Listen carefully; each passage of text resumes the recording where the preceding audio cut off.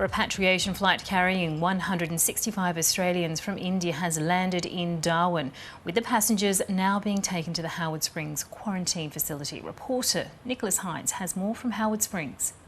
It's quite a dramatic turnaround with today's repatriation flight, of course it being the second since the end of the federal government's India travel ban. There were 165 passengers on board, so not an entirely jam-packed flight, but as many people on the plane as the government had been hoping to bring home today. That plane landed at about 9:30 this morning local time at the RAAF base here in Darwin.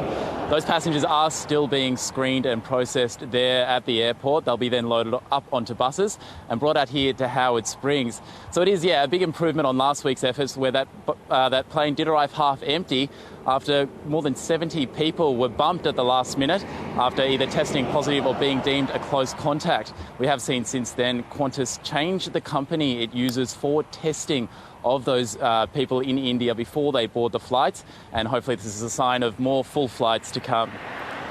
But Nick, there are of course still thousands more Australians in India wanting to come home.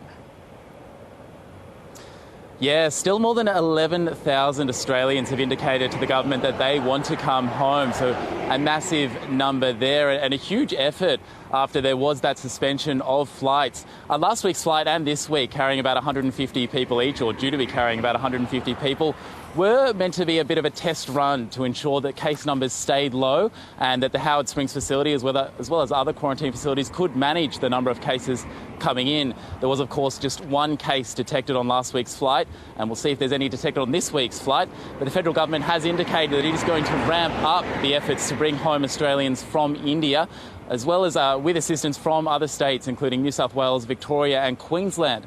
The federal government says there are now 8 flights scheduled to land in Australia from India before the end of next week. Miriam.